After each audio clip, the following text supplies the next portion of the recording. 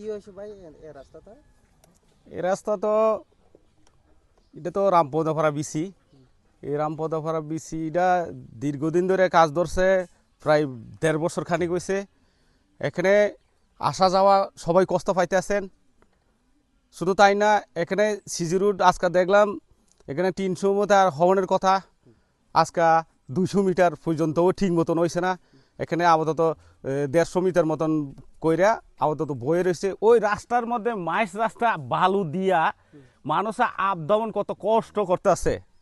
এরপরে দেখেন এই পাকা ড্রেনের কথা ছিল, একটা সিজি রোডের মধ্যে তো পাকা ড্রেন হওয়ার কথা, এখন পাকা ড্রেনও কোনো কিছু হয়েছে না।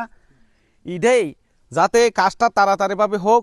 আর এখানে খালি বালুই দিতেছে, কয়েকজন দেখাইতেছে এটা ভাঙ্গা চুরে কইরা লাইতেছেন। এটা তো একবারে ২ নাম্বার। এই জিনিসটা তো আমরা তো ভবিষ্যতে লাগে যাতে গভর্নমেন্টে দিচ্ছে আমরা ভালো ভালো লাগা, এখন যাতে আমরা ড্রেন হোক, যাতে ইমিডিয়েটলিভাবে তাড়াতাড়ির মধ্যে এটা হোক। এখন গাড়ি গাড়ি ঘোড়া যাইতে পারে না, মাইস রাস্তা ইয়ার বালু রাখে দিয়ে গেছে গা। এইডে আমি ইঞ্জিনিয়ারকে বলতে চাই, দীপ দেববর্মা ইঞ্জিনিয়ার, তাই নিয়েও যাতে করুক, ইমিডিয়েটলিভাবে একটু বালা করে করুক। সিজি রুটটা একবার হইলে আর দ্বিতীয়বার হইতে অনেক সময় লাগবে, কারণ আমরা এইটাই কথা, জনগণ কষ্ট পাইতে আছেন। আরও ২ দিনের পরে এখানে এখানে বিয়া টিয়াও লাগবো।